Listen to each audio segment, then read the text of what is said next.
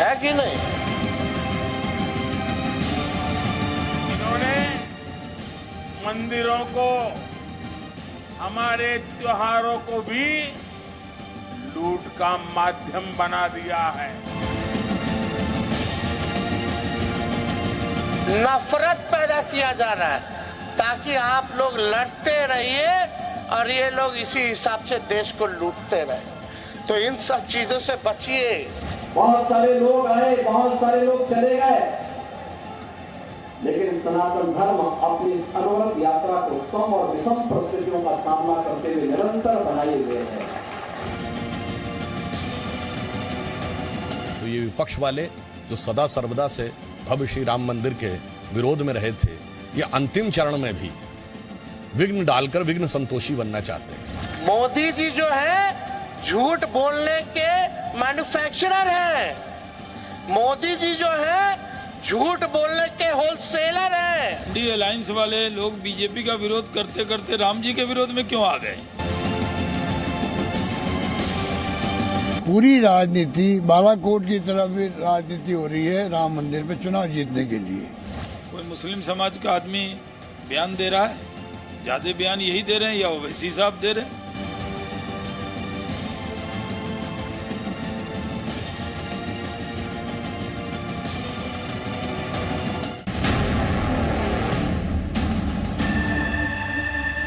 तो क्या देश में राम मंदिर के नाम पर जो विरोध हो रहा है उसको रामद्रोह कहेंगे? क्या रामद्रोह की होड़ मची हुई है विपक्षी नेताओं में? मेरे साथ मेहमानों का एक बड़ा पैनल जुड़ रहा है आपका, चलिए फटाफट तारुफ करा देती हूँ। प्रेम शुक्ला साहब प्रवक्ता है बीजेपी के, बहुत बहुत धन्यवाद प्रेम शुक्ला जी, जी न्यूज के लिए आपने वक्त निकाला। प्रोफेसर नवल किशोर प्रवक्ता है आरजेडी के, वो भी हमारे साथ जुड़ेंगे। आसिम वकार साहब प्रवक्ता है एमआईएम के, आपका भी आसिम साहब बहुत बहुत स्वागत, जी न्यूज के लिए आपने वक्त निकाला। विजय शंकर तिवारी प्रवक्ता है विश्व हिंदू परिषद के, आपका धन्यवाद सर। प्रणय अजमेरा प्रवक्ता है एनसीपी के, शरद गुट से ताल्लुक रखते हैं। प्रणय जी आपका भी बहुत बहुत धन्यवाद कि आज आपने ताल ठोके के लिए समय निकाला। तो प्रणय जी आज की बहस तो मैं आप ही के साथ शुरू करूंगी। एक होता है कुल्हाड़ी पैर पर मारना और एक होता है कुल्हाड़ी के ऊपर पैर रख देना। इस तरीके के बयान को मैं कैसे समझूं और क्या मायने निकालूं?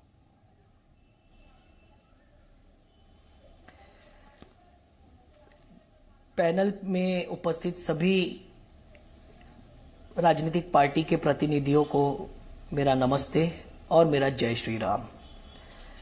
शोभना जी आपने जो बात कही उस बात से मैं इत्तेफाक नहीं रखता। उसके पीछे कारण यह है कि हमारे देश में बोलने की आजादी है, निश्चित रूप से उसमें कई रेस्ट्रिक्शंस है जो पालन करना जरूरी है। आप जिस व्यक्तित्व की तरफ इशारा कर रही है, आपने भी बहुत समझदारी से प्रश्न किया तो मुझे भी समझदारी से उत्तर देना मेरा दायित्व है। आपने नाम नहीं लिया तो मैं भी नाम नहीं लूंगा। अब जिस वक्तव्य की तरफ इशारा कर रहे हैं उस वक्तव्य के ऊपर संबंधित व्यक्ति ने खेद प्रकट कर दिया है। निश्चित रूप से उस वक्तव्य को लोगों ने पसंद नहीं किया। अब मेरी व्यक्तिगत राय जानना चाहे तो शायद मुझे भी वो वक्तव्य पसंद नहीं आया, बट अगर हम भगवान श्री राम पर बात करने के लिए इकट्ठा हुए हैं तो सबसे पहले हमें भगवान श्री राम के उस गुण को अपनाना चाहिए जिसमें भगवान श्री राम ने माता कैकई और मंथरा को भी क्षमा कर दिया था।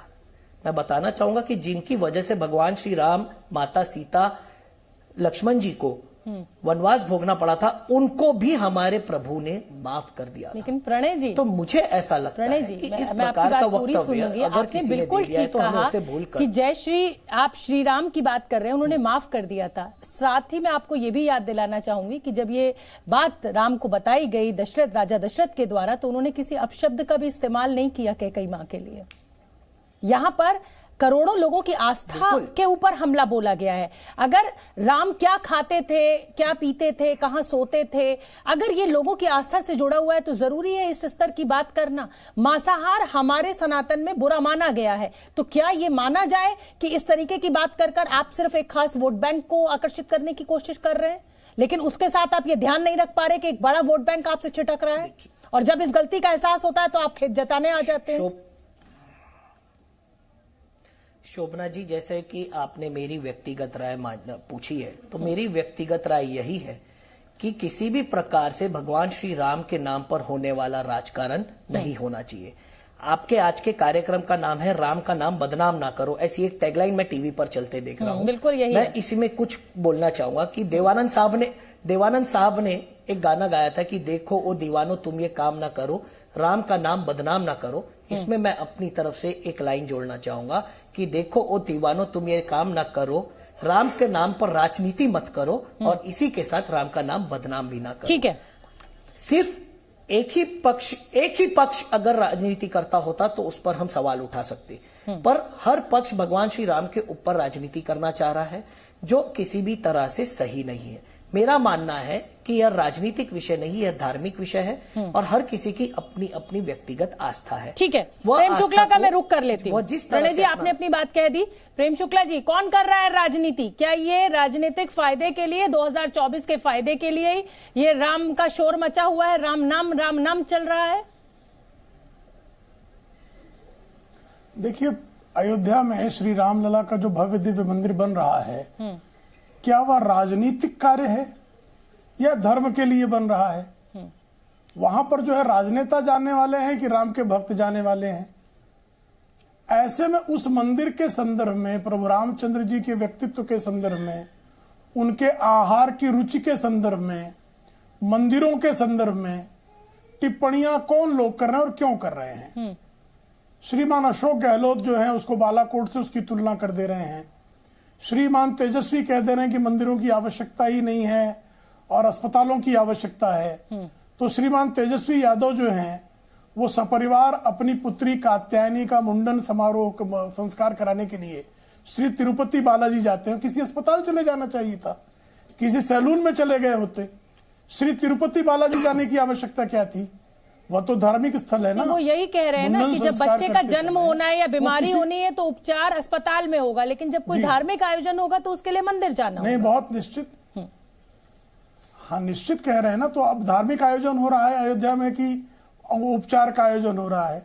अस्पताल हमने तो भारतीय जनता पार्टी की आदरणीय नरेंद्र मोदी के नेतृत्व वाली सरकार ने सर्वाधिक एम्स का निर्माण करवा। आपके लिए बता दें, 2009 में श्रीमती सुषमा स्वराज का भाषण है लोकसभा में, जब धन्यवाद प्रस्ताव का जब उत्तर दे राष्ट्रपति के अभिभाषण का, तो उन्होंने बाकायदा बताया कि 2003 में जिन एम्स का उन्होंने शिलान्यास किया था, 2004 में जिनकी भूमि जो है उन्होंने अधिग्रहित कर ली थी, उस पर 2009 तक कोई काम ही नहीं हुआ। 2014 तक एम्स के अस्पताल नहीं बने और 2009 तक उस सरकार में लालू प्रसाद यादव जी जो है सरकार के अंग थे। तो अस्पतालों के बारे में कितनी उनकी गंभीरता सब जानते हैं। सबसे कम अस्पताल जो है जिस सरकार में वो शामिल है, जिसके 30 वर्षों से या तो लालू जी या श्रीमान नीतीश कुमार मुख्यमंत्री हैं, कितने अस्पतालों का निर्माण बिहार में करा दिया, जरा उसकी संख्या बता दें। लेकिन ये बताइए ना प्रेम शुक्ला जी कि आपको तो बैठे बिठाए मुद्दा मिल गया ना। अगर वो पैर पे कुल्हाड़ी मारे तो भी फायदा आपका और कुल्हाड़ी के ऊपर पैर रखें तो भी फायदा आपका, और आपने बहुत खूबसूरती के साथ इस मुद्दे को लपक लिया तो है। हमने नहीं, आप क्या कहना चाह रहे हैं कि वो जो है प्रभु रामचंद्र के बारे में अगर जितेंद्र आभार टिप्पणी करें तो हमने मौन साध लेना चाहिए, सहमति व्यक्त करनी चाहिए, ताली बजानी चाहिए? मंदिरों के संदर्भ में तेजस्वी यादव कहें तो हमने मौन साध लेना चाहिए, ताली बजानी चाहिए, मैं तो आपके फायदे की बात कर रही हूं। लेकर बजाना चाहिए? वही पूछ रहा हूं मैं शोभना जी, वही पूछ रहा हूं। तो हमारा तो स्वाभाविक तौर पर अगर कोई जो है इस तरह का राजनीतिक जो है गड़बड़ी करेगा तो उस पर एक राजनीतिक दल होने के नाते टिप्पणी करना हमारा दायित्व है कि नहीं है? तो हम अपने दायित्व का निर्वाह कर रहे हैं। वो पैर कुल्हाड़ी पर मारे तो उनसे हम कहेंगे कि भाई इस तरह बावलापन मत कीजिए। इतनी सलाह देने का अधिकार है कि नहीं हमको, कि ये सलाह भी न दी जाए कि साहब आप पैर अपनी कुल्हाड़ी से क्यों काट रहे हैं? हम तो यही कह रहे हैं कि साहब आप पैर जो है कुल्हाड़ी पे मत मारिए और कुल्हाड़ी पर पैर भी मत मारिए और पैर पर भी कुल्हाड़ी मत मारिए। और अगर हम ये कहें तो इसको भी अगर कोई राजनीति कहे तो मुझे लगता है कि उसका विश्लेषण निश्चित तौर पर दोषपूर्ण है, जो कोई इस तरह का विश्लेषण करे। ठीक है, असीम वकार साहब, कुल्हाड़ी पर पैर, पैर पर कुल्हाड़ी, ये सब कुछ चल रहा है। क्या ये मान लिया जाए कि मौजूदा दौर में अगर राम के खिलाफ कुछ भी बोला गया, राम के ऊपर किसी भी तरीके की टीका टिप्पणी की गई, तो नुकसान आप ही का होना है, सामने वाले का ही होना है, क्योंकि आस्था के सामने सब कुछ फीका है? मसला भाई ये तो आप लोग आपस में समझ लीजिए कि संजय निषाद ने क्या बोला, स्वामी प्रसाद मौर्य क्या बोल रहे हैं, जीतन राम मांझी ने क्या बोला, समझिएगा। असदुद्दीन ओवैसी भी बोल रहे हैं, कोई नहीं है। असदुद्दीन ओवैसी भी खूब बोल रहे हैं, आप भी खूब खुलकर बोल रहे हैं। बयान बताइए।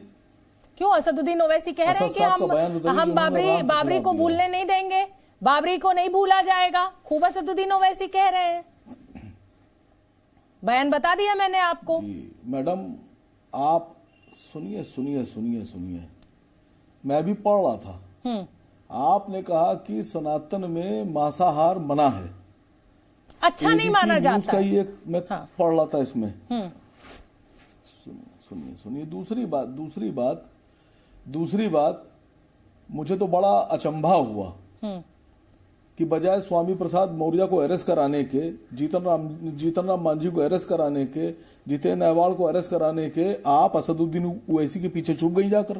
क्या ओवैसी साहब अगर कह रहे हो तो क्या पूरे भारत को कहने देंगी आप? ओवैसी साहब रामचंद्र जी का अपमान नहीं कर रहे हैं। ओवैसी साहब ने कहा कि हम अपनी बाबरी मस्जिद को नहीं भूलेंगे, क्योंकि सर्वोच्च न्यायालय के जो फैसला है उसमें लिखा है कि बाबरी मस्जिद के वजूद से इनकार नहीं किया जा सकता। लेकिन कहां बाबरी मस्जिद का मामला और कहां यह मामला। आप लोग को बिल्कुल भी मतलब कुछ भी कोई कहता रहे, खाली आप बस जबान से बोलते रहते हैं, सिर्फ जबान से बोलते रहेंगे। भाई इतनी मोहब्बत राम से, आपको मर्यादा पुरुषोत्तम से क्यों ना हो कि कोई कुछ भी कह रहा है, कोई कह रहा है कि नहीं कोई कह रहा है उनकी वजूद पे सवाल खड़े कर दे रहा है, कोई वजूद पे सवाल खड़े कर दे रहा है। अगर मेरी आस्था मेरे भगवान से है, मेरा प्यार मेरी मोहब्बत मेरे भगवान से है, तो किसी को क्यों तकलीफ है? क्यों खाने के ऊपर, रहने के ऊपर, पहनने के ऊपर टिप्पणी करनी जरूरी हो जाती है? यही सवाल तो मैं पूछ रही हूं। कौन कर रहा है? आसिफ वकार कर रहे हैं? नहीं आसिफ वकार कर रहे हैं, मतलब लेकिन आप भी तो रंग में भंग डाल रहे हैं ना असदुद्दीन ओवैसी साहब। असदुद्दीन ओवैसी साहब रंग में भंग डाल रहे हैं ना। अगर अब जो इतिहास हो गया, अब राम मंदिर बन रहा है, करोड़ों हिंदुओं की आस्था का सवाल है, तो ऐसे में स्वागत कीजिए। और कोर्ट के फैसले से बन रहा है ये फैसला, मोदी सरकार के फैसले से नहीं बन रहा है राम मंदिर, कोर्ट के फैसले से बन रहा है, तो स्वागत कीजिए। नहीं बात तो सुनिए। हम लोग बचपन में सुना करते थे चिकना घड़ा, कि बूंद पानी की डालो फिसल जाती है। मैं आपसे कह रहा हूं कि संजय निषाद ने रामचंद्र जी के उस पर सवाल खड़ा कर दिया, वल्दियत पे, और आप ओवैसी साहब को कह रही है मस्जिद में बोल रहे। आप एक बार बोलिए, अरेस्ट कीजिए। कौन रोक रहा है आपको? केंद्र में सरकार आपकी, उत्तर प्रदेश में सरकार आपकी, मतलब मेरी थोड़ी है। आपके गठबंधन का हिस्सा है। लीजिए चलिए प्रेम शुक्ला जी, देखिए सरकार में जल्दी से दीजिए मुझे कोई